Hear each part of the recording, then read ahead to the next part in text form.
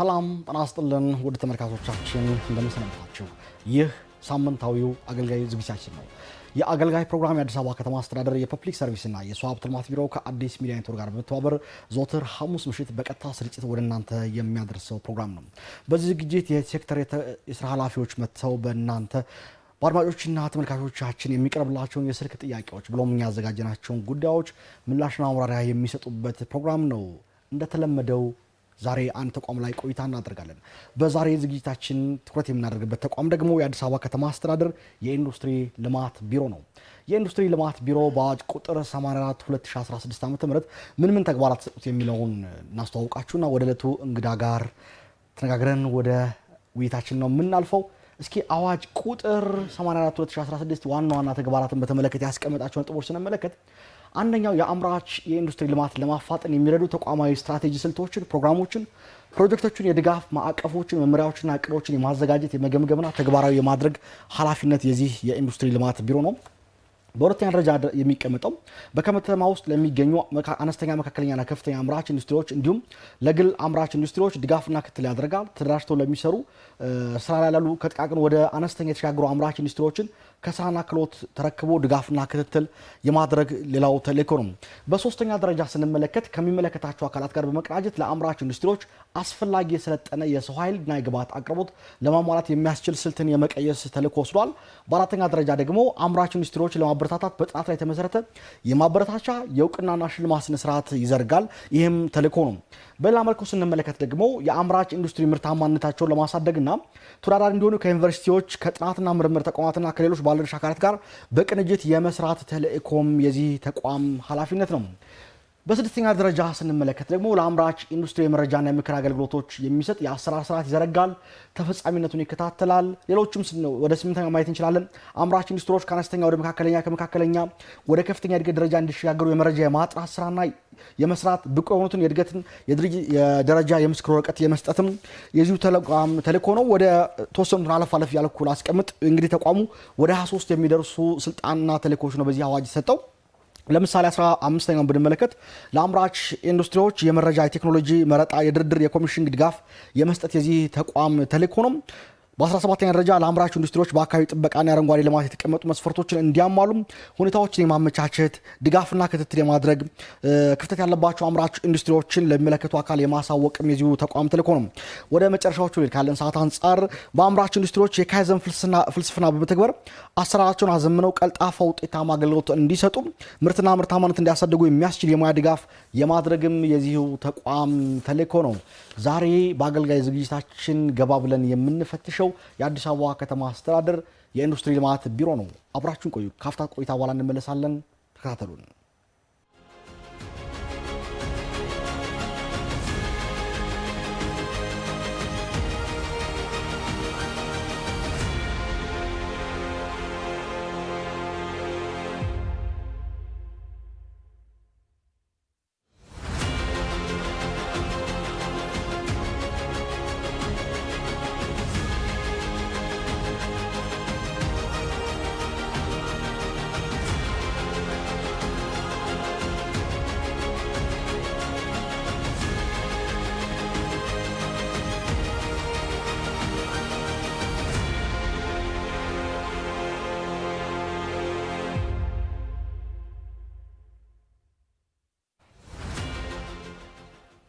ተመልካቾቻችን ቀደም ሲል እንግዲህ በአዋጅ ቁጥር 84/2016 ዓ.ም ሰፋ ያለ ተግባርና ተልዕኮ ተይዞ የተቋቋመው ይህ ተቋም በርካታ ስራዎችን እያከናወነ ነው የሚገኘው። በተለይ የኢንዱስትሪ ልማትን ለከተማችን ዋና ምሰሶ ሆኖ እንዲያገለግል ጥቃቅንና አነስተኛዎች ወደ መካከለኛና ወደ ከፍተኛ እንዲሸጋገሩ ድጋፍና ክትትል በማድረግ እየሰራ የሚገኝ ተቋም ነው። ከዚህም ባሻገር በተለይ ስትራቴጂክ የሆኑ ተኪ ምርቶችን በማምረት ኢንዱስትሪዎቻችን በሀገር ውስጥ የዶላር ምንዛሪ ማምጣት እንዲችሉ ብሎም ማስቀረት እንዲችሉ ደግሞ የራሱን ተልዕኮ ሲወጣ ቆይቷል። ይህንን በተመለከተ ዛሬ ገባ ብለን የምንመለከተው ተቋም ከአምራች ኢንዱስትሪ አንጻር ምን ያስፈልጋል፣ ምንስ በጥንካሬ ምንስ በጉለቶች አሉ የሚለው ነው የምንመለከተው።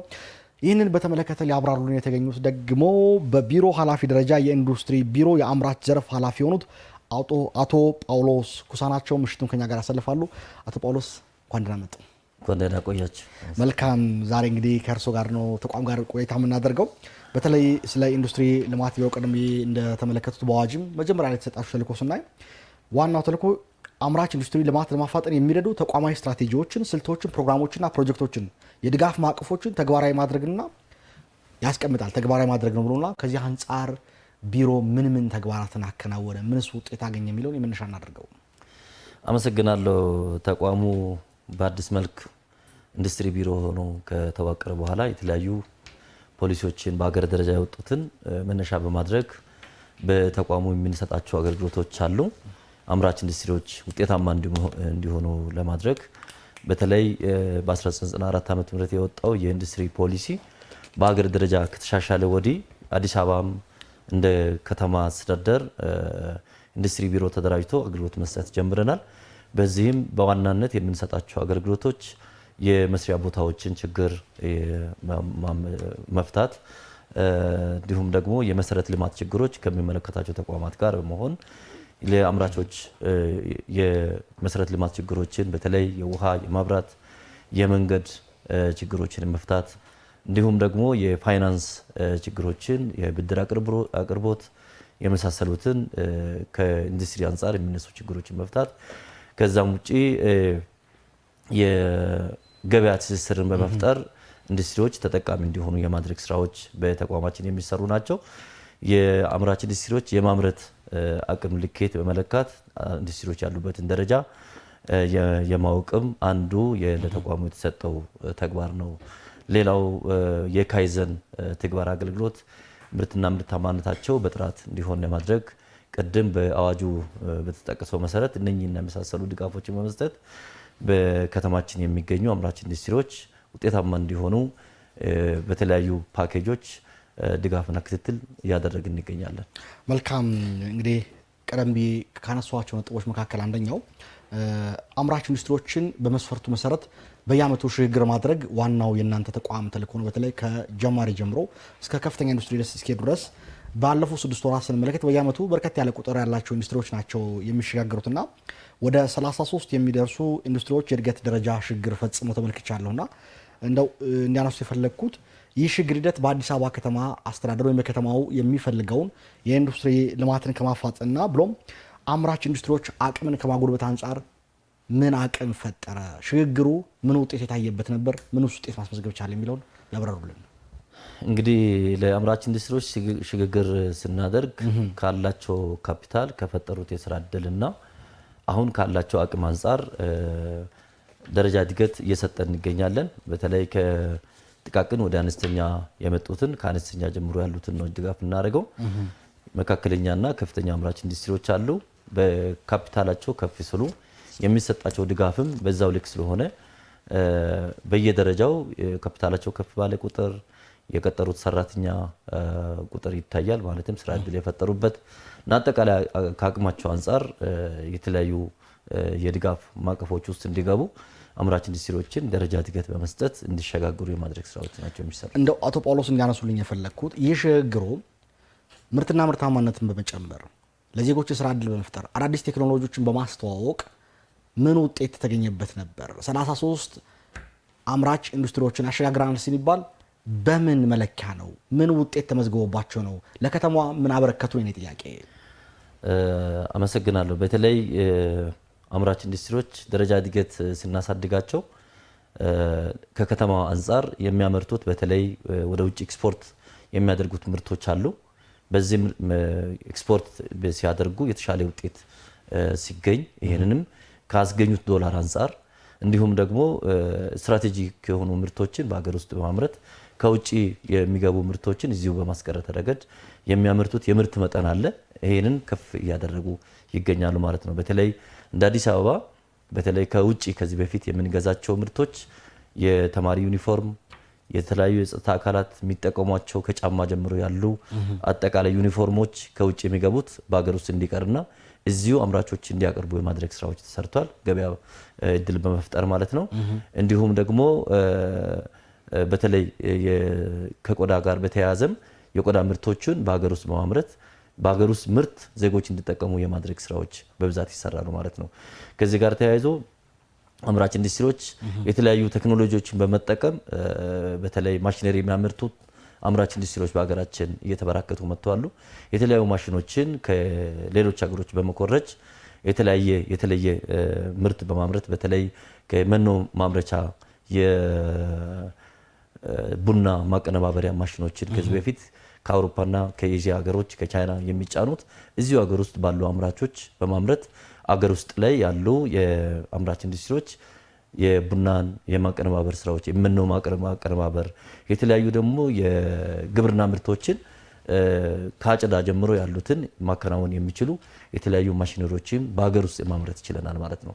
ስለዚህ እነኚህና የመሳሰሉትን በየወቅቱ እየገመገምናቸው ከሚሰሩት ስራ አንጻር የደረጃ እድገት እየሰጠን እንገኛለን። ያንን ደረጃ ሲያድጉ ደግሞ እነሱም የተሻለ ምርት በማምረት በውጭ ገበያው ላይ ተሳትፎ በማድረግና በአገር ውስጥም ተወዳዳሪ ሆነው ምርቶቻቸውን በጥራትና በብዛት እንዲያመርቱ ይሄ የደረጃ እድገት ሽግግሩ የራሱ ጠቀሜታ አለው ማለት ነው።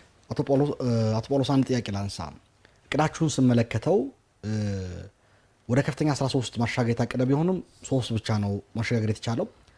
ከአነስተኛ ወደ መካከለኛ እቅዱ 32 ሲሆን ክንውኑ ወደ 30 ነው ማሻገር የተቻለው። አፈጻጸሙን በጥቅል ስናየው ደግሞ 73% ብቻ ነው ከእቅዳችሁ አንጻር ማሳካት የተቻለው በ6 ወሩ። ለምንድን ነው የእቅዳችሁን 100% ማሸጋገር ያልተቻለው ወይም 100% ውጤት ማምጣት ያልተቻለው? ለምንድን ነው ከሽግግር አንጻር አብዛኛው ውጤት 100 እና ከ100 በላይ የተገኙ ውጤቶች እንዳሉ አይቻለሁ። ነገር ግን ይሄ በተለየው መልኩ አፈጻጸሙ ቀንሶ ተመልክቻለሁ። ምንድን ነው የገጠማችሁ እዚህ ላይ? አዎ አብዛኛው እንግዲህ ያው ሂደት ላይ በ6 ወሩ ማሟላት የሚገባቸው ክራይቴሪያዎች አሉ። አምራች ኢንዱስትሪዎች እያንዳንዱ በተለይ መነሻ የምናደርገው ከስራ እድል አኳያ ነው። አምራች ኢንዱስትሪዎች ከፍተኛ የሆነ የስራ እድል እንዲፈጥሩ ይበረታታሉ።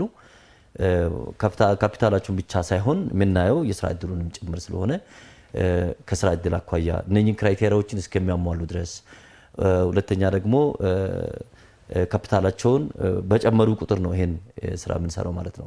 በአብዛኛውን በዚህ እቅድ ውስጥ የተያዙት ስንሰራ ይሄን ባለማሟላታቸው የቀሩም አሉ የተወሰኑት።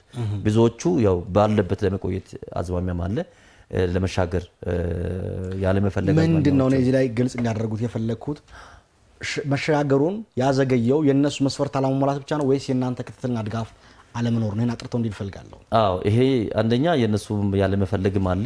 እኛም ደግሞ አዎ ያው ከድጋፍ ማይቀፎችን ለምሳሌ አሁን አነስተኞቹ ብዙ ጊዜ ከፍተኛ ሲሆኑ ተመርቆ ከመስሪያ ቦታቸው ሌላ ቦታ ሽፍት እንዲያደርጉ የማድረግ ሁኔታ አለ። ባለበት የመቆየት አዝማሚ ያላቸው አንዳንዶቹ ማለት ሁሉም አይደሉም። ሁለተኛ ደግሞ መረጃቸውን በትክክል በግልጽ ያለው ነገር ያለ ማስቀመጥ ችግሮችም አሉ። ይሄንን ያው ግንዛቤ በማስጨበጥ ያላቸውን ካፒታል የፈጸሙትን ግዢ የፈጸሙትንና የሚከፍሉትንም ግብር ጭምር አጠቃላይ ያለው ነገር ደግፈን ወደዚህ እንዲመጡ የማድረግ ስራዎች ናቸው መሰራት ያለባቸው። ነገር ግን እንደ ክራይቴሪያ የወሰድነው በህጉ መሰረት በአሰራሩ መሰረት የሰራተኛ ወይንም የፈጠሩት የስራ እድል ዝቅተኛ ቢሆንም ካፒታላቸው ታይቶ ይሸጋገራሉ ይላል። ነገር ግን ከተማ አስተዳደሩ ትኩረት ያደረገው በዋናነት ለስራ እድል ቅድሚያ በመስጠት ከፍተኛ የሆነ በክራይቴሪያው ላይ የተቀመጠውን የስራ እድል እስካላሟሉ ድረስ አንድ ሰውም ከጎደለ አናሻገርም። ስለዚህ ይሄ ነገር እርሶ እንዳሉት የመደበቅ ሁኔታዎች ካሉ የእናንተ ክትትል ያስፈልጋል። ሰው አቅሙ ካለው የእናንተ ደግሞ ድጋፍ ካለ ድጋፉን ስለሚፈልገው ከመንግስት ያልተቆጠበ ድጋፍ ካለ ይሄንን እየተጠቀመ ሌሎችም እድል እንዳይዘጋ የእናንተ ቁጥጥርና ድጋፍ ያስፈልግም ወይ? ይሄንን መለየት የሚያስችል ስልት አልነበረም? ያስፈልጋል አለ። ያው ይሄን ያው ከዚህ በፊት የነበረው አሰራሩን ብቻ መመሪያውን ብቻ በመከተል ነበር። የካፒታሉን ካሟሉ እናሸጋግራቸው ነበር። ነገር ግን አሁን ካለው ከከተማችን ካለው ስራ አጥ ጋር በተያያዘ አምራች ኢንዱስትሪው ስራ አጡ ላይ ትኩረት ማድረግ አለበት። ካፒታሉን ብቻ ሳይሆን የምናየው ከፍተኛ የሆነ የስራ እድል መፍጠር አለባቸው ከሚል አንጻር ነው አብዛኛው ቁጥሩ ያነሰው። ክራይቴሪያውን ያሟላሉ። ነገር ግን ከስራ እድል ጋር በተያያዘ እንደ ድሮ አይቶ ራሳቸው እንሸጋገራለን በሚል ዝቅተኛ የሆነ የሰው ቁጥር የስራ እድል ቁጥር የያዙትን በተለይ የምንይዘው ጊዜያዊውን አንይዝም። አብዛኛው ጊዜ ጊዜያዊ የስራ እድል ሳይሆን በቋምነት በፔሮል ደሞዝ የተከፈላቸው የተቀጠሩ ሰራተኞችን ነው ይዘን የምናሻግረው። ስለዚህ ከዚህ አንጻር የነበሩ ክፍተቶችን በሂደት ያው በመደገፍ ወደ ተግባር ውስጥ እንዲገቡ እናደርጋለን። በቀጣይ አሁን ቀሪ ጊዜ በ6 ወሩ 100% እቅዱን ለማሟላት ጥረት እናደርጋለን። ጥሩ እንግዲህ የሊዝ መሳሪያን በተመለከተ አቅርቦትን ስንመለከት ደግሞ ወደ 340 አነስተኛና ከፍተኛ አምራች ላሉ ኢንዱስትሪዎች የሊዝ መሳሪያ ማቅረብ ተችሏል። አፈጻጸሙ ከባለፈው ዓመትም ገባ ብዬ ሳየው ወደ 47% ብልጫ እንዳለው አይተናል። ከፍተኛ ቁጥሩ ነው ያለው። ይሁን እንጂ የጥቃቅንና አነስተኛ የመሳሪያ ሊዝ በተመለከተ ከካፒታል አቅማቸው በላይ መሆኑን ሊታይ እንደሚገባ ጥያቄ ያነሳ ደጋግሞ። በእናንተ በኩል እንዴት ያያችሁት ይህን ጉዳይ? ካፒታል አቅማቸው የሚገዛው መሳሪያ ከፍተኛ ሀብት ይጠይቃል። ስለዚህ ካለን አቅም አንጻር መታየት አለበት የሚል ጥያቄ የሚያነሱ ማህበራት ገጥመውኛል። አዎ ይሄ በአብዛኛው የሚነሳው በተለይ የካፒታል ሊዝ ላይ የአዲስ ካፒታል የከተማችን ማሽነሪ የሚያቀርብ የአዲስ ካፒታል ሊዝ አክሲዮን ማህበር አለ። ይሄ ለአምራች ኢንዱስትሪዎች በተለይ ለአነስተኛና ለመካከለኞች ማሽነሪ የሚያቀርብ ተቋም ነው። ይሄኛው ተቋም ከብሔራዊ ባንክ ጋር በተያያዘ እስከ 10 ሚሊዮን ድረስ ብቻ ነበር ማሽነሪ ቁጥሩን ማለትም ዋጋውን ሲያቀርብ የከረመው። ስለዚህ ይሄን ግን ምንድነው ያደረግነው? አሁን ባለው ሁኔታ ከብሔራዊ ባንክ ጋር በመነጋገር በቦርድ ተነጋግሮ በዚህ ባለፈው 2 ወር ወዲህ ተቀይሯል። ወደ 15 ሚሊዮን ከፍ ብሏል። ይሄ ነው ቻሌንጅ የነበረው። ማሽነሪው ገበያ ላይ ጨምሯል። የሚፈቀድላቸው ገንዘብ ግን እስከ 10 ሚሊዮን ድረስ በሚል የተወሰነ በመሆኑ ይሄ አንዱ ተግዳሮት ሆኖ ቆይቷል። እነሱ የሚያነሱ ከካፒታል አቅም በላይ ነው የምንጠየቀው የሚልም ነገር ያነሳሉ። ካፒታል አቅም እነሱ እኛ የገመገም ነው። ግን ከካፒታል አቅም ብቻ ሳይሆን እኛ የምንፈልገውን ያህል ለመግዛት አንችልም። እሱ ሁለተኛው ጥያቄ ነው። አዎ መግዛት አንችልም። ለምን?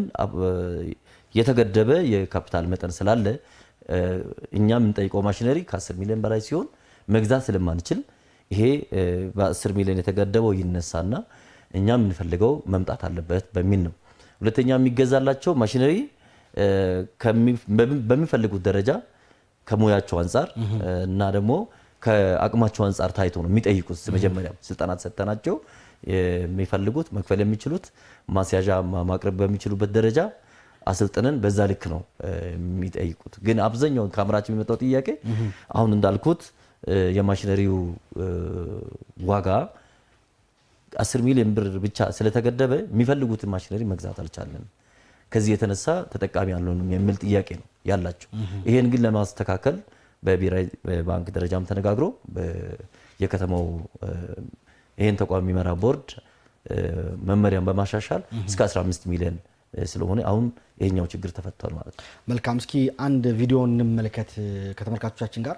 ወደ ተመልካቾቻችን በኢንዱስትሪ ልማት ቢሮ ድጋፍ እየተደረገላቸው የሚሰሩ ድርጅቶችና ተቋማት እንደ ምን ውጤት አስገኙ፣ ምንስ እንደ ድካምና እንደ ልፋታቸው ከተማ አስተዳደሩ ያደረገላቸው ድጋፍ በህይወታቸው ውስጥ ያስገኘው ለውጥ ምን ይመስላል የሚለው ለመቃኘት ሞክረን ነበር። እቺን ቪዲዮ ተከታትለን ደግሞ በጋራ እንነጋገራለን። አብራችሁን ቆዩ።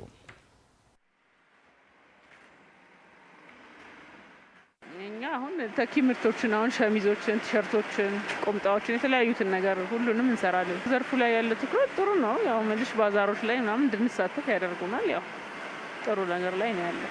እኔ ከአንድ ማሽን ተነስቼ ነው እዚህ ጋር የደረስኩት። እውነት ስነግርሽ ማለት ነው። ራሴ እየሰፋሁ ራሴ እየቆረጥኩ እዚህ የደረስነው እና ግን ከዚህ የተሻለ እጥፍ አሁን ከምንሰራበት እጥፍ መስራት የምንችል የማምረት አቅም አለ። የምናመርተው ተተኪ ምርቶችን ነው። ሞር የግብርና ማሽነሪዎችን የምናመርተው ሁለገብ የሰብል ሞቂያ፣ የጤፍ ሞቂያ፣ የበቆሎ መፈልፈያ፣ የስንዴ ሞቂያ፣ የሩዝ ሞቂያ፣ የመኖ ማቀነባበሪያ ማሽኖች፣ ገልባጭ ተሳቢዎች እንዲሁም መሰል ስራዎችን ተመሳሳይ ስራዎችን እናመርታለን። የአርቲፊሻል ግራናይት ማምረት ስራና እንግዲሁም እያመረትንና በጣም እያቀረብን ያለ ነው። ለከንቲባ ጽህፈት ቤት እንዲሁም ደግሞ ለአዲስ አበባ መንገዶች ባለስልጣን ለተለያዩ ሪል ስቴቶች በተለያየ ነገር እያቀረብን ያለ ነው። በሀገራችን ምርት ብቻ ተጠቅመን ኦልሞስት ከ95% በላይ በሀገራችን ምርት ተጠቅመን 5% ብቻ ኢምፖርትድ ማቴሪያል ሰብስቲት እያደረግን እየሰራን ይህንን ደግሞ ክብርት ከንቲባ መጥተው አይተውት ካሁን በፊት ጥሩ አድማይር አድርገውን ይሄዱ ነው። በጣም አድንቀውንና ይሄ ነገር መበረታታት ያለበትና መቀጠል ያለበት ነው በሚል አበረታተውን እንዲሁም ደግሞ አዲሽናል ማሽኖችን ሁላ የተሻለ ምርት ለመስጠት አስገብተናል። በቃ ዋናውን በቃ የአንበሳውን ድርሻ የተወጣልን ይሄ የልማት ነው። እንዲሁም ደግሞ የገበያ ትስስራችን በክፍለ ከተማውም ሆነ በከንቲባው ጽሕፈት ቤት በመንገዶች ባለስልጣን ትስስር ተፈጥሮልን ከአልሚ ድርጅቶች ሪል ስቴቶች ጋርም አብረን እየሰራ ነው ያለው ስራ ስለሆነ በጣም ትልቅ አጋጣሚ ይፈጥሮልናል። በድርጅታችን ውስጥ እየሰራን የምንገኘው ቡናና ከቡና ጋር ተዛማች የሆኑ ማሽነሪዎችን ነው በመፍጠር ወይንም በመስራት ላይ የምንገኘው። ሀገራዊ ኮንትሪቢዩሽኑ ምንድነው? ከውጭ ሀገር በዶላር በሀርድ ከረንሲ የሚመጡትን ማሽነሪዎች መተካት ነው። ከዲዛይን ጀምረን ያው ኮፒ እያደረግን እንሰራለን። የህንድ የቻይና ማሽኖችን አይዘር ፊዚካሊ አይተን ወይም ደግሞ በሚዲያዎች አይተን ሎካል ሶሉሽን እንሰጣለን ማለት ነው። ስለዚህ ቀደም ሲል በጠቀስኳቸው ሴክተሮች በምግብም በፕላስቲክም በወረቀት ኢቭን በእነኚህ እንትኖች በርካታ መፍትሄዎች አመተናል። ኢምፖርት ሰብስቲቱሽን ላይ ነው የምንሰራው። ስንጀምር ያው በትንሽ ቦታ ነው ከመጀመሪያም ሲሰጠን የነበረው። ያሉንም ማሽኖች በጣም ጥቂቶች ነበሩ። መንግስት ያው በራሱ ድጋፍ እያደረገልን የማስፋፊያ እንደ እድገታችን እያየ ስራችን እየጨመረ ሲሄድ የማስፋፊያ ቦታም ተጨማሪ እየሰጠን ዛሬ ላይ ደርሰናል። ያው ማሽኖችም የነበሩንን ማሽኖች በዱቤ እየወሰድን ከአዲስ ካፒታል እንደዛ አይነት ነገሮች እያደረግን ያው እንደዚህ እንደምታዩት ሰፋ ብሎ አለ። ተመልሰናል። ውድ ተመልካቾቻችን እንግዲህ በተወሰነ መልኩ ከተማ ውስጥ በርከት ያሉ አምራች ኢንዱስትሪዎች ናቸው ያሉት። የተወሰኑ ማሳያ የሚሆኑትን ምን ለውጥ አመጣችሁ ስንል ዞር ብለን አይተን ያነጋገርናቸው ነበር። እንዴት ተመለከቱት? በጣም ጥሩ። እነኚህ ያው አምራቾቻችን ናቸው። በጥሩ ሁኔታ እያመረቱ ከሚገኙ አምራቾች የተወሰኑት ናቸው ማለት ነው። መልካም እንግዲህ ውድ ተመልካቾቻችን እነዚህ አምራቾች ደግሞ ከውጤታማነት ባሻገር የሚጠይቁ ጥያቄዎች አሏቸው። ምንድን ነው ከከተማ አስተዳደሩ እየተደረገላቸው ከሚገኘው ድጋፍ ባሻገር ምን ሊታይ ይገባል የሚል ደግሞ አንስተን ነበርና ምን አሉ? አብረን ተከታትለን እንመለስ። ትልቁ ቻሌንጅ አሁን የኛ ያው ስራ ማስኬጃ ገንዘብ ነው። አሁን ብዙ ብድሮች ስትሄጂ ኮላተራል ነው የሚልሽ። ኮላተራል ግን ባለው በንብረታችን ሳይሆን ያው ቤት ነው። እሱ በጣም ትልቅ ቻሌንጅ ነው። ጥሬ ዕቃ በጣም ተወዶ ጨምረዋል። ያን ጥሬ ዕቃ ለማግኘት እኛ እንቸገራለን። በተለይ አሁን ዱካም ላይ ያሉ ቻይናዎቹ ጋር የምንገዛቸው የሚያሳየው እኛ ለእኛ ከመስጠት ይልቅ ለነጋዴ ነው መስጠት የሚቻላቸው። እኛ አሁን ከእነሱ ጥሬ ዕቃ ማግኘት አቁመናል፣ አንችልም። ከፍተኛ ክፍተት የሆነብን እኛ የፋይናንስ እጥረት አለብን። ሁለተኛ ደግሞ ስኪልድ የሆነ ሌበር ከቴክኒክና ሙያ ተመርቀው እኛ ጋር መጥተው ሊሰሩ የሚችሉ ሙያተኞች እጥረት አለብን። እንደምታዩት እነዚህ ማሽኖች መጥተው መትከያ ቦታ አተን ያሉት። ይህ ከሆነ ደግሞ እኛ በስፋት ቀንም ሆነ ሌሊት በማምረት ያለውን የግራናይት ችግር አዲስ አበባን ቆንጆ አድርገን እንደ ስሟ አዲስ አበባ ለማድረግ በከፍተኛ ሁኔታ እየጣረን ያለ ነው።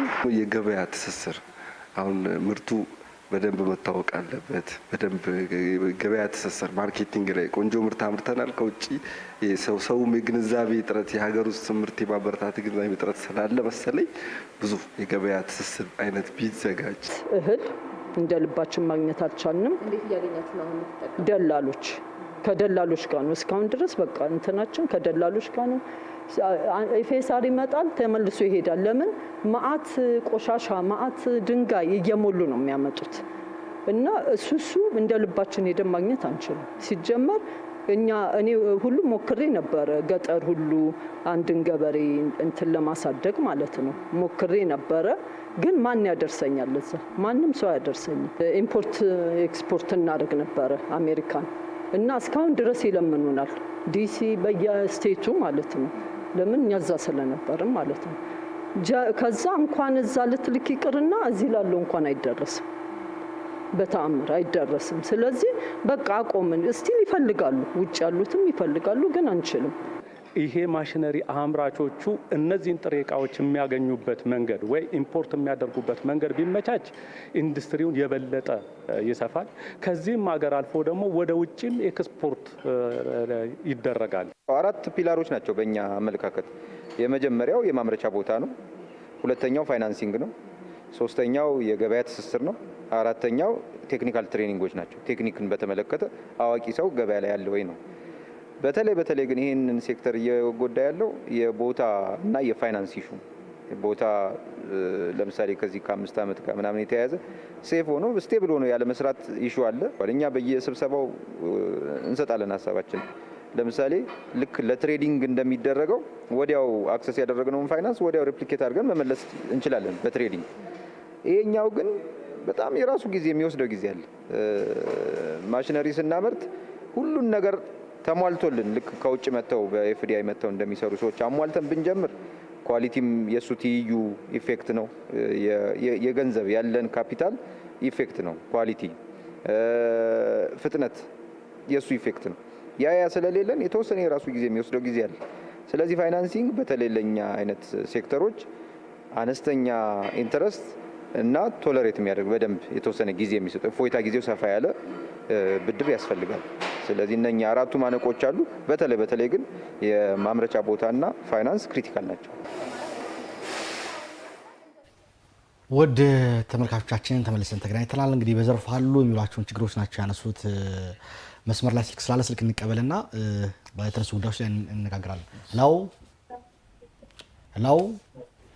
ሄሎ ጤና ይስጥልኝ። ሰላም ጤና ይስጥልኝ። ይመስገን። ማን እንበል? አይሸሽም እባላለሁ። ከየት ማለት አቶ አይሸሽም? አዲስ አበባ አምራች ነኝ። ይቀጥሉ። ሀሳቦት ምንድን ነው? እሺ አመሰግናለሁ። ምንድነው በአሁን አቶ ጳውሎስን እንዳየናቸው የእሳቸው ቢሮ እንግዲህ ኢንዱስትሪን ለመደገፍ ከፍተኛ ጥረት ያደርጋሉ። ግን ዋናው ፖይንት ግን የተለያዩ መስሪያ ቤቶች ቅንጅት ነው የሚወስነው የሚል እምነት ስላለኝ ነው።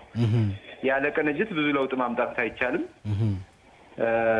ምክንያቱም ለምሳሌ በዚህ በኩል ገቢዎች ጋር ቅሬታ እያለን በዚህ በኩል ኢንዱስትሪ እንደግፋችሁ ምን አጣችሁ ምናምን ሲለን ያን ያለ ለውጥ ማምጣት አይቻልም።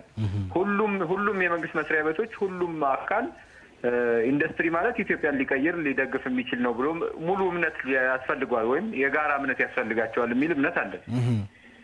ስለዚህ ያንን ጋፕ የሚሞላ የቅንጅት ስራ ላይ ቢተኮር እንጂ እንዳጠቃላይ አሁን ኢንዱስትሪ ቢሮን ስናይ ኢንዱስትሪ ቢሮ የእኛን ማደግ የእኛን መበርታት ይፈልጋሉ ከተባለ ከመፈለግም በላይ ከፍተኛ ጥረት እያደረጉ ነው።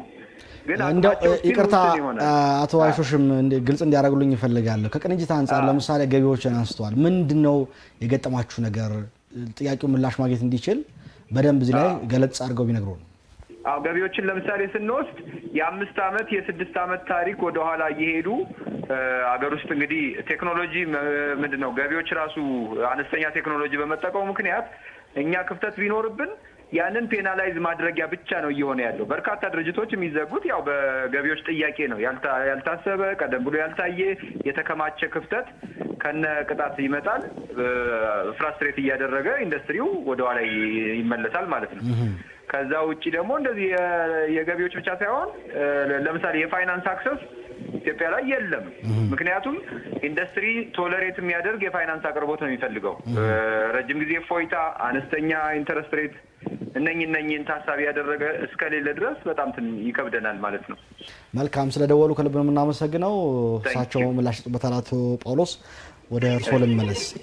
እንግዲህ ስራው ላይ ድጋፍ እየተደረገላችሁ እንደሆነ ለውጥ እንዳመጡም አቅም ፈጥሯል። በነገራችን ላይ ግን ደግሞ ወደ ከፍተኛ ነገር ማደግ ይፈልጋሉና ያነሷቸው ነጥቦች አሉ። አንደኛው ገንዘብን በተመለከተ እሱን ያነሳሉ። የመስሪያ ቦታዎች ያነሳሉ። የገበያ ትስስር የሚጠይቁም አሉ። የማሽን ማመጠን የመትከያ ቦታ አጥተናል የሚል ጥያቄ ያላቸውም አሉና እስኪ በዝርዝር እንመልከታቸው። ምንድነው እዚህ ያለው ችግር? አመሰግናለሁ። ያው የአምራቻችን ላነሱት ጥያቄም አጠቃላይ እናንተም ደግሞ ወደ አምራች ኢንዱስትሪው ቀርባችሁ ያለባቸውን ችግርና የነበረው ሁኔታ ለመረዳት ስላደረጋችሁት ነገር ጥሩ ነው። እነኚህ ጉዳዮች ያው እኛ የምናውቃቸው ድጋፍን ስናደርግና ችግሮችን እየፈታን የመጣንባቸው ችግሮች ናቸው። አብዛኛው የተነሱት በተለይ ከስራ መስከጃ ገንዘብ ጋር ወይም ብድር ጋር በተያያዘ ቅድሚያ የሚሰጠው ያው ለአምራች ኢንዱስትሪው ነው። እንደ ከተማ አስተዳደር ለነኚህ ለአምራች ኢንዱስትሪዎች ድጋፍ የሚያደርገውና ብድር የሚያቀርበው ስኬት ባንክ ነው። ስኬት ባንክ እንግዲህ አስፈላጊውን ክራይቴሪያውን ካሟሉ ብድር የመስጠት ያለ ሊሚቴሽን ካላቸው አቅም አኳያ የባንክ ሂደቱን ጠብቆ የመስጠት ሁኔታዎች አሉ። ሆኖም ግን ያው የባንክ ፕሮሰሱ ሂደቱ ትንሽ ያው በየቦታው የሚያነሱት ጉዳይ ነው። እኛም በጋራ እየገመገምን እነኚህ ጉዳዮች እንዲስተካከሉና በተለይ አምራች ኢንዱስትሪው ጥሬ ዕቃውን ሲፈልግ ማሽነሪ ለማምጣት ሲፈልግ ተጨማሪ ማስፋፊያ ሲፈልግ ወዲያው ነው ምላሽ ሊሰጥ የሚገባው። ለምን መፍትሄ ማስቀመጥ አይቻልም ወይ? ለምሳሌ ትላልቅ አምራች ኢንዱስትሪዎች ምርት ለኛ እየሰጡን አይደለም ከነጋዴ ነው እየገዛን የሚል አንደኛው ቅሬታ ነው። ይሄን እንኳን ዱከምዚሁ አቅራቢያ የሚገኙ ድርጅቶችን ተናግሮ መፍትሄ ማስቀመጥ ያልተቻለው ለምንድን ነው? ባለፈው ምንም ጥያቄ ሲነሳ ስለነበረ በእናንተ በኩል ትኩረት አለማግኘቱ ነው ምንድነው ችግሩ? አንደኛ ያው በተለይ ይሄ ከግብአት ጋር ነው የሚያያዘው። አንዳንዶቹ ያው ግብአት ከአንዱ ኢንዱስትሪ ወደ ከሌላው ጋር የግብአት ትስስር መደረግ አለበት፣ የገበያ ትስስር መደረግ አለበት። በተለይ ፍላጎታቸውን አምራች ኢንዱስትሪዎች ከውጭም ያስመጡ አሉ። አገር ውስጥ ካሉ ደግሞ ምርት ከሚያመርቱ ከተለያዩ የውጭ ድርጅቶች ጋር ትስስር የሚፈጥሩ አሉ። በዚህ ጊዜ እንግዲህ ያው በነፃ ገበያ ስለሆነ አምራቾቹ እዛ ያሉት ወይ ቅድሚያ ክፍያ በመጠየቅ ከዚህ በፊት ያስለመዱት ከሰሩ በኋላ የማግኘት እና አንዳንድ ድጋፎችን የማድረግ ሁኔታዎች ነበሩ። አንዳንዱ ደግሞ ያው ሁኔታው ሲቀያየር እንደዛ የሚሆንበት ሁኔታ አለ። ነገር ግን ብዙዎችን ምርትና ምርታማነታቸውን እንዲጨምሩ ባሉበት ሆኖ የሚፈልጉት አካላት ጋር ገበያ ትስስር እንዲፈጥሩ የምን ችግር እንዳለባቸው በዝርዝር ለይተን ከሚመለከታቸው ጋር የማገናኘት ስራዎች አሉ። አንዳንዶቹ ግን አልፎ አልፎ በሂደት ከቆዩ በኋላ ከፈጠሩት ደንበኝነት የመውጣት ሁኔታዎች ስለሚፈጠሩ እነኛ ነገሮች አሉ። ይሄም እንደ ክፍተት አንዳንዶቹ በሀገር ውስጥ የሚመረቱ ምርቶችም ጭምር ነው በደላላ ጭምር ወደ ገበያው ግዥ እንገባለን የሚል ነገር የተነሳ ለምሳሌ ምክር ቤት ምክብርት ከንቲባ ሲያቀርቡት በሪፖርታቸው እንደሰማሁት ከዘይት ምርት ጋር በተያያዘ ከዘይት ከውጭ ነው የምናስመጣው እንደሚታወቀው። ነገር ግን በሀገር ውስጥ በርካታ ማምረት የሚችሉ አቅም ያላቸው ድርጅቶች እየተፈጠሩ እንደሆነ ተነስቷል። ዛሬም እዚህ ካነጋገርናቸው ሰዎች ውስጥ በተለይ የኑግና ዘይትን ለማግኘት የዘይት ምርት የሚሆኑ እንደ ሰሊጥ መሰል እህሎችን የቅባት እህሎችን ለማግኘት ጥራት ያለው ምርት ማግኘት አይቻልም፣ በደላላ ነው የሚል ነገር የተነሳ ነው ያለውና አምራቹን አርሶ አደሩን ማለት ነው ከአምራች ኢንዱስትሪ ጋር ማገናኘት አይቻልም ወይ? በተለይ ክልሎች ጋር ተሳስሮ መሄድ አያስፈልገውም ወይ በዚህ አንፃር? አዎ እነኚህ በተለይ ከኑግ እና ከሰሊጥ ምርቶች ጋር እነኚህ በጥሬው ወደ ውጭ የሚሄዱ ምርቶች ናቸው። አብዛኛውን በጥሬው ወደ ውጭ ስለሚሄዱ ቀደም ብሎ እነኚህ አምራቾች አሁን ቅርብ ጊዜ ነው እንግዲህ ወደዚህ ስራ ገብተው ስራውን እየለመዱ የራሳቸውን ደንበኛም እየፈጠሩ ያሉት። ሆኖም ግን እነኚህ ምርቶች አብዛኛውን ለረጅም ዓመት ወደ ውጭ ኤክስፖርት በማድረግ ጥሬውን ወደ ውጭ ኤክስፖርት የሚያደርጉ አሉ። እነሱ ጋር ተሻምቶ ነው የሚገዙት። ስለዚህ እሱን እኮ አቶ ጳውሎስ በጣም እንዲያነሱት የፈለግኩት አምራቹ ሊያገኘው የሚገባውን መሀል ላይ ደላላው ነው ያገኘ የሚገኘው። ይሄ ደግሞ የእናንተ ከክልሎች ጋር ቅንጅት ያለ መፍጠር ወይም አምራቹን ከአርሶ አደሩ ጋር ከአምራች አርሶ አደሩ ጋር ኢንዱስትሪውን ማገናኘት ያስፈልጋል። ይሄን ለምን ደሞ መስራት አልተቻለ የሚል ጥያቄ ማንሳት ስለፈለኩ ነው። ትክክል ነው። ይሄን በቅርቡ በተለይ ከዘይት ምርት ጋር በተያያዘ ገምግመን ዋና መሰረታዊ ችግሩ ምንድነው ምርቱን ከፍ አድርጎ ከማምረት አንፃር የግብአት እጥረት ነው የሚለውን እነኚህ ጉዳዮችን አንስተዋል። ነገር ግን አሁን ቀጥታ ከአርሶ አደሩ ጋር ለማገናኘት ምቹ ሁኔታ ስለሌለ እንደ አዲስ አበባ ከተማ አስተዳደር የተመሰረተ የንግድ ስራዎች ድርጅት አለ የአዲስ አበባ ከተማ። ስለዚህ እነኚህ ንግድ ስራዎች ድርጅት እንደ መንግስት ፌር በሆነ ዋጋ ቀጥታ ከአርሶ አደሩ በመግዛት ለአምራቹ ሳይቸገሩ የሚያቀርቡበት ሁኔታ እያመቻችን እንገኛለን። እነኚህ ችግሮች በእኛም በቢሮአችን ተለይተው የተገመገሙ ናቸው። በተለይ የነሱ ብቻ ሳይሆን ሌሎች ምርቶችንም ገምግመን በተለይ የአቅርቦት ጋር በተያያዘ ከግብአት ጋር የተያያዙ እና ደግሞ ለአምራቹ ቻሌንጅ የሆኑ ነገሮችን እነኚህን እና የመሳሰሉትን ለመደገፍና በተለይ የገበያ ማረጋጋቱ ጋር የራሱ ሚና እንዲጫወት የተቋቋመ ተቋም ከመሆኑ ጋር ተያይዞ በእነኚህ ዙሪያ ተነጋግረን በንግድ ስራዎች ድርጅት በኩል ፍላጎታቸውን እየገለጹ እንዲያመጡ ጥናት አድርገን አምራቾችን ለይተን እና ደግሞ ንግድ ስራዎችን በዚህ ጉዳይ ላይ ለመስራት ያው ችግሩን ለመፍታት እየሄድን እንገኛለን። ያነሱት አንደኛው እንደተመለከቱት ቴክኒካል ክህሎት ያለው የሰው ኃይል ገበያ ውስጥ ማግኘት እጥረት አለ የሚል ነገር አንስተዋል። እንግዲህ እንደሚያውቁት እርሶም የአዲስ አበባ ከተማ አስተዳደር የስራና ክህሎት ቢሮ የቴክኒክና ሙያ ማሰልጠኛ ኮሌጆች አሉ። እንደውም የአዲስ አበባዎቹ በጣም በዩኒቨርሲቲ ደረጃ ሊወዳደሩ የሚችል አቅም የፈጠሩ እንደሆነ በተለያዩ መስክ ምልከታዎች ማረጋገጥ ይቻላል፣ እኛም ስለምናውቃቸው በስራ አጋጣሚ። ነገር ግን አሁን ገበያው ላይ ደግሞ እያየን ያለ ነው የስራና ክህሎት ሰልጥነው በቴክኒክና ሙያ ሰልጥነው ሊወጡ የሚገቡ አቅም ያላቸው ክህሎት ያላቸው ባለሙያዎች ማግኘት ገበያ ላይ ፈታኝ ነው የሚል ነገር ተነስቷልና እዚህ ላይ ያለውን ክፍተት እንዴት ነው መሙላት ያልተቻለው? በአንድ በኩል የስራ እድል ሰፊ መፍጠር ይፈልጋል አስተዳደሩ፣ በሌላ መልኩ ደግሞ የክህሎት ማሰልጠኛዎች ላይ ገብቶ ለመሰልጠን ፍላጎት የማጣት ነገሮች አዝማሚያዎችን እንመለከታለን። ገበያው ላይ ደግሞ ፈላጊ አለ። ይሄንን የማገናኘት ስራ ተቀናጅቶ መሄድ ያልተቻለው ለምንድን ነው? አዎ ይሄኛውም እንግዲህ በቅርቡ ከለየናቸው ዋና ችግሮች አንዱ ነው። በተለይ አዲስ አበባ ላይ የአዲስ አበባ የተለያዩ ቴክኒክና ሙያ ፖሊቴክኒኮች አሉ። እነኚህ በሚፈልገው መልኩ ሰራተኛን በማሰልጠን ለኢንዱስትሪው ማቅረብ መቻል አለባቸው።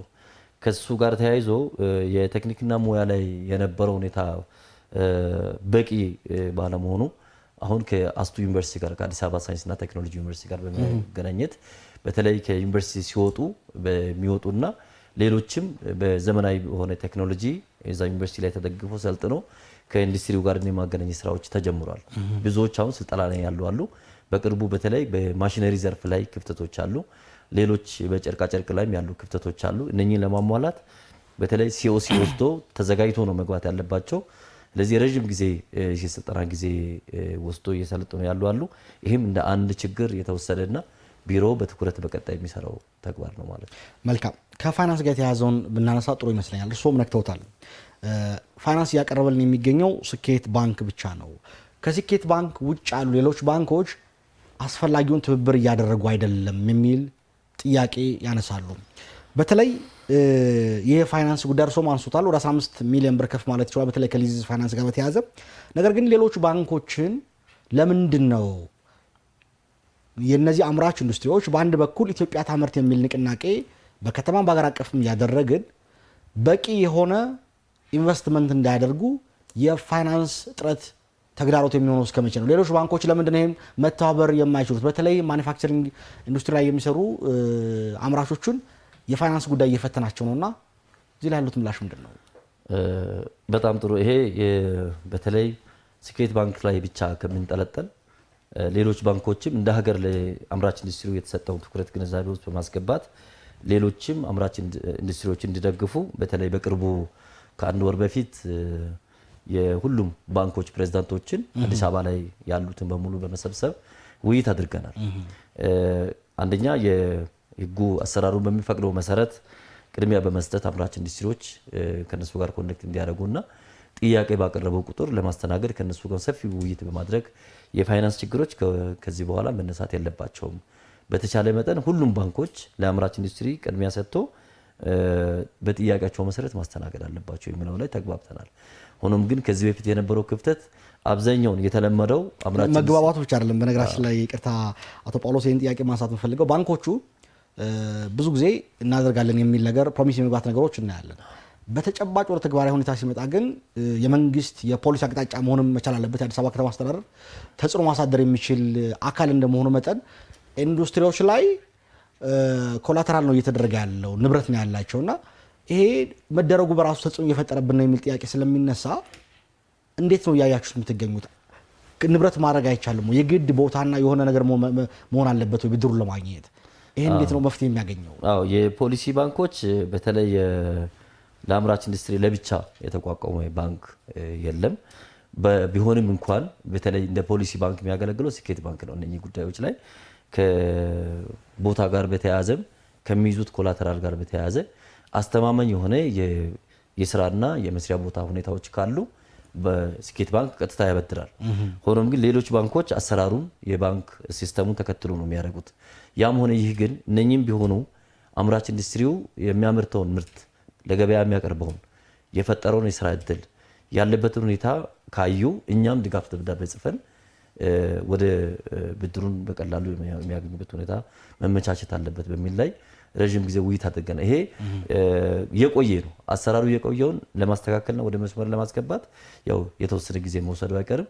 ነገር ግን አሁን ከውይይት በዘለለ ኢንዱስትሪዎች ባንኮች ደብዳቤ ጽፈናል። ደብዳቤ መጻፍ ብቻ ሳይሆን ሁሉም በእያንዳንዱ ባንክ ጥያቄ የብድር ጥያቄ ያቀረቡ አምራቾችን በመለየት የጠየቁት ጊዜና በምን ያህል ጊዜ ደግሞ ችግሩ ተፈተው ብድር ወስደዋል የሚለውን ጭምር ሪፖርት እንዲያደርጉ የማድረግ ስራዎችን ጀምረናል። ከዚህ በፊት የተከማቸ በአጭር ጊዜ ችግሩ ይፈታል ብለን እንወስደው?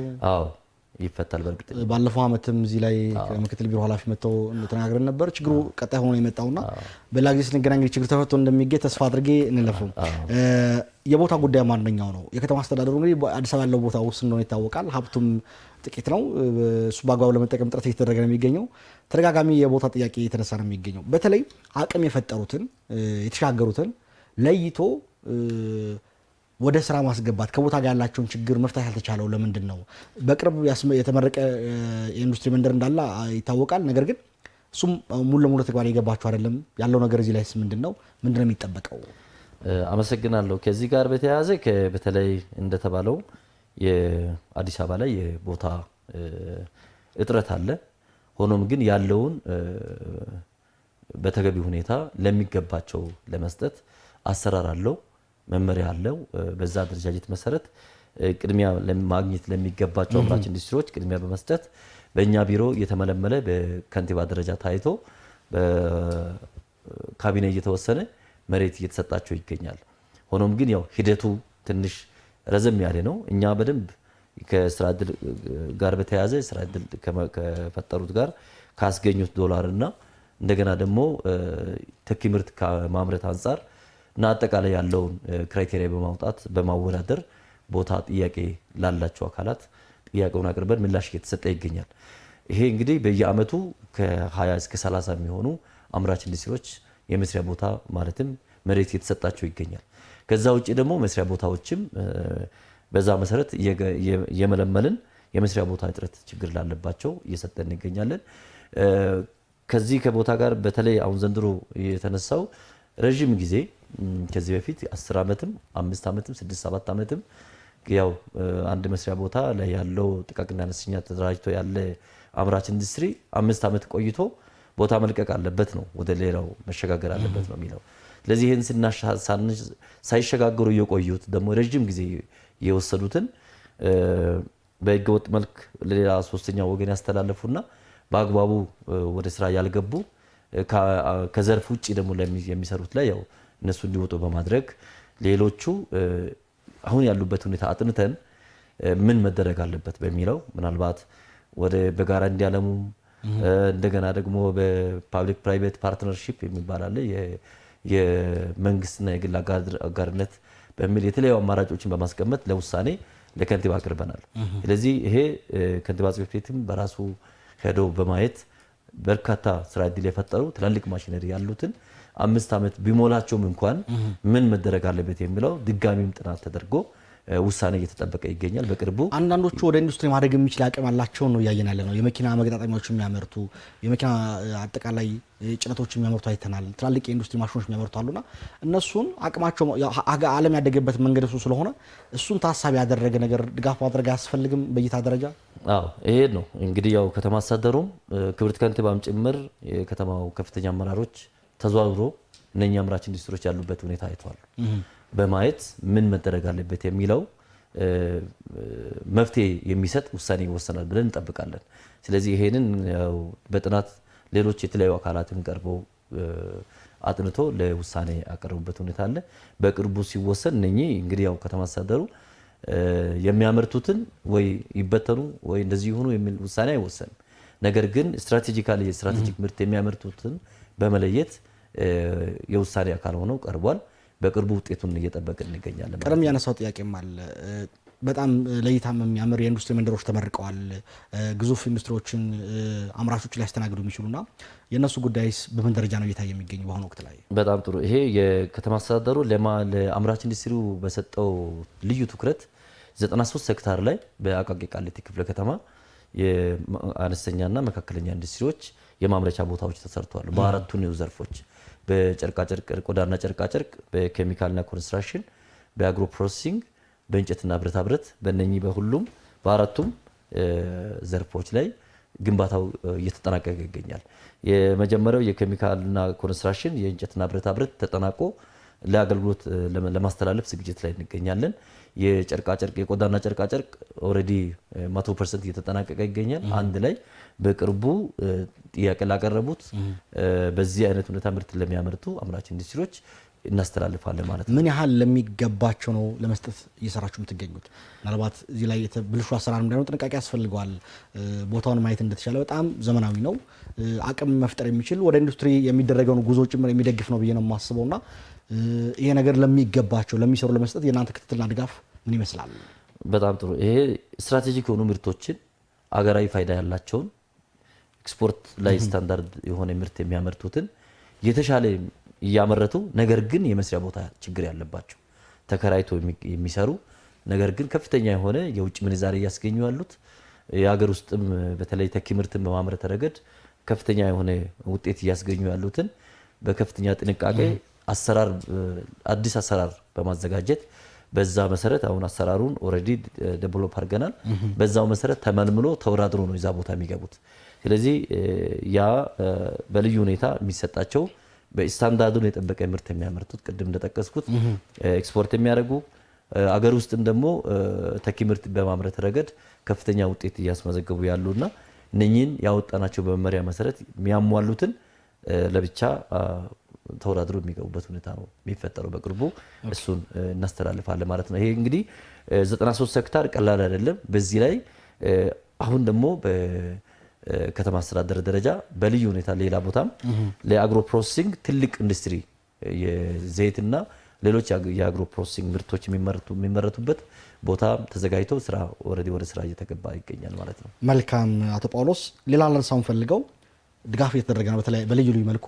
አሁንም ደዋያችን ቀደም ሲል አነሳው ማኒፋክቸሪንግ ላይ የምንሰራ በተለይ ከገቢዎች ከመርቻንዳይዝ እኩል ነው እየታየናል ነው።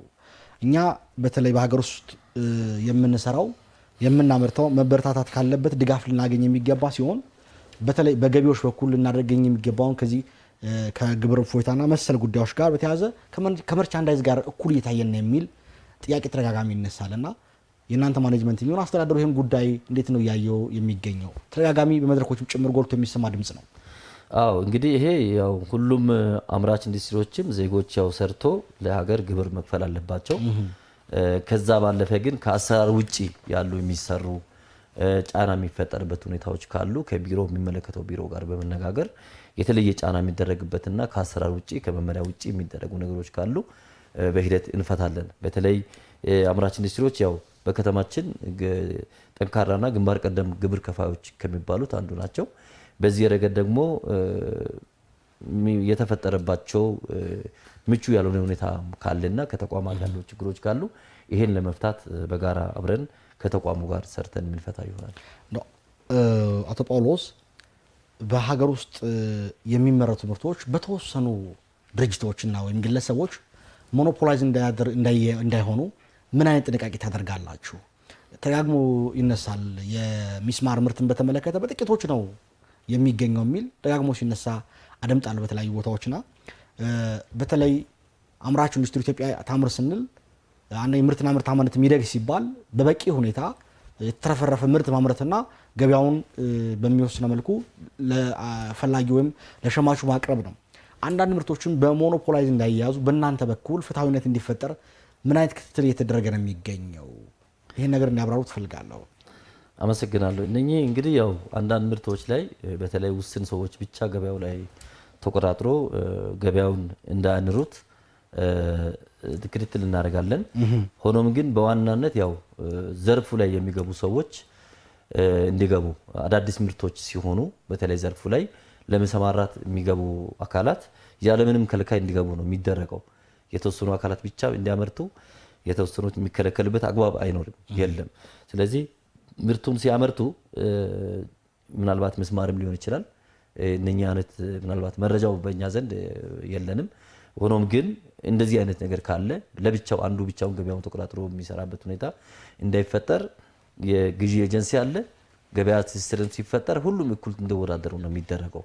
ነገር ግን ምናልባት ከዛ ውጪ የተፈጠረ ነገር ካለ እንደዚህ አይነት ነገሮች ተፈጥሮ ከሆነ ደግሞ ሄደን ቼክ አድርገን የምናስተካክለው ይሆናል። እንደ ሀገር ደግሞ እንደ ከተማ አስተዳደርም ሁሉም ሜዳው እኩል ነው። ለሁሉም የሚሰጠው ድጋፍ ኢኳሊ ድጋፍ እንዲያገኙ የሚደረግበት ሁኔታ አለ። ስለዚህ ከዛ አንጻር የተፈጠሩ ችግሮችም ካሉ በሂደት የምንፈታው ይሆናል ማለት ነው።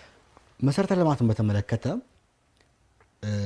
ሪፖርታችሁን የባለፈውንም ዓመት የዘንድሮንም ከቅድ አንጻር ማየት ሞክሬ ነበር። ክፍለ ከተሞች አካባቢ በወረድኩበት ጊዜም ከዚህ አንጻር ያለውን ችግር በብዛት ለመዳሰስ ሞክራለሁ።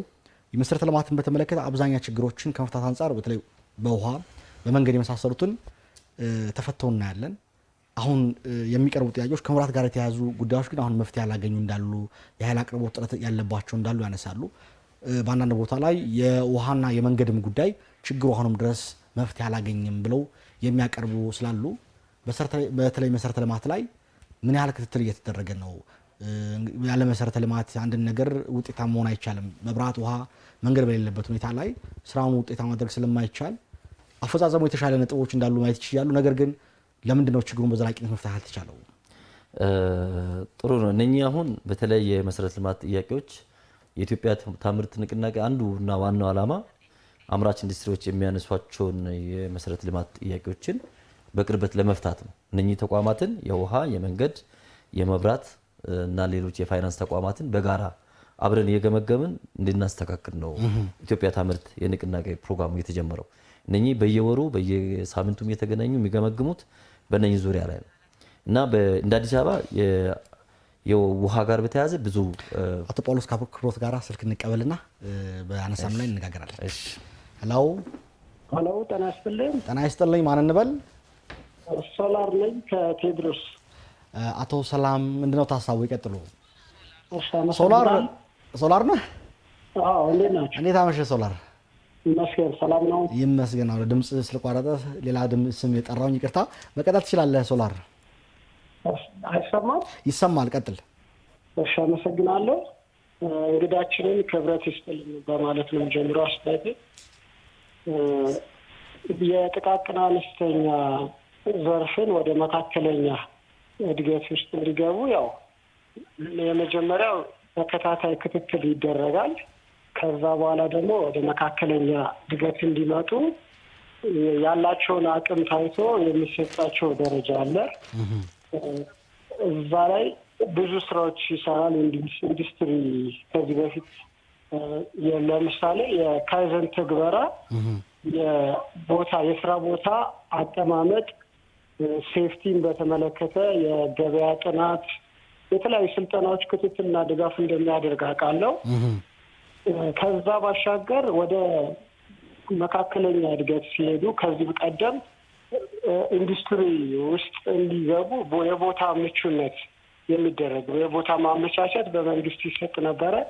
ተሰጥቶም ደግሞ ስኬታማ የሆኑ አምራቾች ጥቃቅን የነበሩ ወደ ከፍተኛ እድገት የበቁ አሉ። አሁን ግን በብዛት እየታዩ አይደለም እና ይሄ ለምንድን ነው እየተቋረጠበት የሚለውን ጥያቄ አለኝ። ከዛ ባሻገር ያላቸውን ተግዳሮትን ለመቀነስም ወረድ ብሎ ከክትትልና ድጋፍ ከማድረግ አኳያ ምን አይነት ያለው ጥናት ያለው ስራ እየተሰራ ነው? በእናንተ ግኝት ምን ይመስላል አሁን ያለው የሚለውን ጥያቄ ለማቅረብ ነው። አመሰግናለሁ። መልካም ሶላር፣ የአዲስ ሚዲያ ኔትወርክ የአገልጋይ ቋሚ ደንበኛችን ስለደወልክ ደስ ብሎናል። ከልብ እናመሰግናለን። ወደ ተነሳንበት ነጥብ እንሂድ። ቀደም ያነሷቸውን ጉዳዮች ይቀጥሏቸውና በአነሳነው ጉዳይ ላይ እንቀጥላለን። በስልክ ጉዳይ እንሄድበታለን። እንግዲህ ያው እነኚህ የመሰረተ ልማት ችግሮችን ያው ለመፍታት የኢትዮጵያ ታምርት ንቅናቄ ላይ የገመገምን ነው ችግሮችን እየፈታ የምንገኘው። እንደ አዲስ አበባ የውሃ ችግር አንዳንድ ጊዜ የመቆራረጥ ካልሆነ በስተቀር የውሃ እና የመብራት ችግር ብዙ የለውም። የመብራት ችግር የሚገኘው የኃይል መቆራረጥ፣ እንደገና ደግሞ መስመር ማሻሻያዎች ሲኖሩ የሚታዩ አሉ። እንደ አዲስ አበባ ያው የመብራትም ሆነ የውሃ ችግሮች በስፋት የመቆራረጥ ሁኔታ ካልሆነ በስተቀር አጠቃላይ ያለው ፓወር የማግኘት ያለ ማግኘት ችግር የለም። ፓወሩን ያገኛሉ። ሆኖም ግን ያው የመቆራረጥ ሁኔታዎች አሉ። በሂደት ዴዲኬትድ የሆነ ወይም ለብቻ ለአምራች ኢንዱስትሪዎች ብቻ ተብሎ በራሱ ክላስተር ላይ ሲኖሩ ለዛ ምቹ ሁኔታዎች አሉ። ከዛ ውጪ ለማህበረሰቡ ከሚመጣው ላይ በስሪ ፌዝ ስለሚጠቀሙ አንድ ቦታ ችግር ከተፈጠረ አብሮ የአምራች ኢንዱስትሪውም ችግር ሆኖ ነው የሚታየው። ስለዚህ በሂደት እነኚህን አሁን አምራች ኢንዱስትሪዎችን ወደ አንድ ማዕከል ወደ አንድ ማምረቻ ቦታና በክላስተር የሚያመርቱበት ሁኔታ ወደፊት ሲመቻች እነኚህ ችግሮች ሙሉ በሙሉ ይቀረፋሉ። ሆኖም ግን አሁንም ቢሆን አልፎ አልፎ ማብራት ከተቋረጠ በኋላ የመዘገየት ቶሎ ያለ መቀጠል ችግሮችን አስተውለናል። ስለዚህ ይሄን እንግዲህ ከሚመለከታቸው ተቋማት ጋር በመሆን የውሃም ሆነ የማብራት ችግሮች አምራቹ አንድ ቀን ቢቋረጥ ብዙ ችግሮች ስለሚስተዋሉ እነኚህን በቅርብ በክፍለ ከተማም ሆነ ከተማ ላይ ካሉ ባለሙያዎች ጋር በመሆን ወደፊት የተሻለ እንዲሆን እያደረግን እንመጣለን። ከዚህ በፊት ከነበረው ችግር ግን የተሻለ ነው። መንገድም ቢሆን አሁን ባለው ሁኔታ ሁሉም ጋር መድረስ ባይቻልም ብዙዎቹ አሁን ለምሳሌ በነፋስ ስልክ ላፍቶ ክፍለ ከተማና በቦሌ አካባቢ ህብረተሰቡን በማስተባበር ራሳቸው አምራች ኢንዱስትሪዎች በማዋጣት ማቴሪያል በማዋጣት አብሮ ከመንገዶች ባለስልጣን ጋር በመስራት ችግሮቻቸውን እየፈቱ ያሉበት ሁኔታዎች አሉ። በማህበረሰብ ወይም ህብረተሰብ ተሳትፎ ጋር አያይዘ ማለት ነው። ስለዚህ የመንገድ ችግር አብዛኛው ቦታዎች በተለይ በነፋስ ስልክ ላፍቶና በአቃቂ ቃሊቲ ክፍለ ከተማዎች ሌሎች አካባቢ ብዙም ባይሆንም እነኚህ አካባቢዎች የሚታዩ አሉ። በዘንድሮ ዓመት በኢትዮጵያ ታምርት ንቅናቄ በስፋት አቅደናል። ስለዚህ በሂደት ቅድሚያ ለሚሰጣቸው ቅድሚያ እየሰጠን ሰርተን ችግሮችን ለመፍታት ጥረት እናደርጋለን። መልካም ደዋያችን ያነሷቸውን ጉዳይ አንሱ ካለን ሰዓት አንጻር አቶ ሶላር ያነሷቸው አሉ። በተለይ ከምርትና ምርታማነት ጋር በተያያዘና የዚህ ሽግግርን በተመለከተ አንስተዋልና በአነሱት ጉዳይ ላይ ያሉት አስተያየት ምንድን ነው? አዎ ቅድም ካነሳቸው አንስቼዋለሁ። እነኚህ ጉዳዮች በመለከት በተለይ ደረጃ እድገት ጋር በተያያዘ በሆነ ጊዜ ላይ ሲመጣ ስትራቴጂው ሲቀየር ቆሞ ነበር። ሆኖም ግን ይሄ ሽግግር አስፈላጊ ስለሆነ አሁን ባለው ሁኔታ ባለፈው ያጠናነው ጥናት የዚህ አካል ነው። አጥንተን የተሻለ የሚሰሩትን የማሸጋገር አሸጋግረን ደረጃ እድገት ሰጥተናቸው የቦታ ማመቻቸትና ምርቶቻቸው እንዳይቋረጥ በቀጣይነት የሚያመርቱበት ሁኔታ ለማመቻቸት ነው ጥናቱ የተጠናው። የጥናቱ ውጤት ይሄን ችግር ይፈታል ብለን እናስባለን። ስለዚህ ጥናታችሁ ላይ መልስ ያገኛል ብለን መልስ ያገኛል። መልካም ባለፈው ማንስቸው ጥያቄ አሁንም ደግሞ የ2018 እቅዳችሁንም ሪፖርትም ስመለከት መፍትሄ ያላገኘው ጉዳይ በክፍለ ከተማ ደረጃ ነው እናንተ ቅርንጫፍ ያለው ወደ ወረዳ አይወርድም። ከማዕከልና ክፍለ ከተማ ሆኖ ግን ነገር ግን የሰው ኃይል ስምሪቱን ስንመለከት 60 ከመቶ ብቻ የሚሆን የሰው ኃይል ነው እየሰራችሁ ትገኙትና 40 ከመቶ ማለት 60 ከመቶ የሚያክል ቀሪ የሰው ኃይል ያስፈልገዋል ተቋሙና ነገር ግን አሁን እየሰራ ያለበት የሰው ኃይል ቁጥር እጅግ አነስተኛ ነው። ለምንድን ነው የሰው ኃይል ስምሪቱን በሚገባ አሟልቶ የምትፈልጉትን ስራ በአግባቡ ለመፈጸም የሚያስችል ጉልበት መፍጠር ያልተቻለው? እስከ መቼ ነው በየአመቱ እቅድም ችግርም ሆኖ እየቀጠለ የሚሄደው የሚለው ላይ ሀሳብ እንዲያነሱ ፈልጋለሁ። ባለፈው አመት ይህን ጉዳይ ተመልክቻለሁ። ሰሞኑንም የ2018 እቅዳችሁንም ሪፖርትም ስመለከት ችግሩ ቀጥሏልና ምንድነው ምክንያቱ? አዎ ይሄ እንግዲህ ያው ተቋሙ ስትራክቸሩ ሲጠና የተቋሙ ጥናት ሲጠና በክፍለ ከተማ ደረጃና በማዕከል ደረጃ ወይም ከተማ ደረጃ ላይ ብቻ ነው መዋቅሩ የነበረው። ሆኖም ግን ይሄ ችግር ከተፈጠረ በኋላ በጥናት ለይተን እንደ የኢንዱስትሪዎቹ ስርጭት አንዳንድ ክፍለ ከተማ ላይ ዝቅተኛ የሆነ ኢንዱስትሪ ቁጥር ያለበት አለ። አንዳንዱ ጋር ደግሞ በጣም ከፍተኛ በተለይ አቃቂ ቃሊቲና ነፋስ ስልክ አዲስ ከተማ የመሳሰሉት እንደነ ለምኩራ ባሉት ክፍለ ከተሞች ላይ ከፍተኛ የሆነ የኢንዱስትሪ ስርጭት አለ። ይሄን እንግዲህ ሁሉም ኢንዱስትሪዎች ጋር ደርሶ ድጋፍ ለማድረግ የባለሙያ እጥረት ስለነበረ ይሄ በከተማ አስተዳደር ደረጃ ታይቶ አሁን በየክፍለ ከተሞቹ እንደየኢንዱስትሪው ስርጭት በቂ የሆነ የሰው ኃይል እንድንቀጥር ፍቃድ ተሰጥቷል። አሁን የቅጥር ሂደት ላይ እንገኛለን። እነኚህን ሰራተኞችን ስንቀጥርና ወደ ዘርፉ እንዲገቡ ሲናደርግ አብዛኛው ችግሮቹ ይፈታሉ ማለት ነው።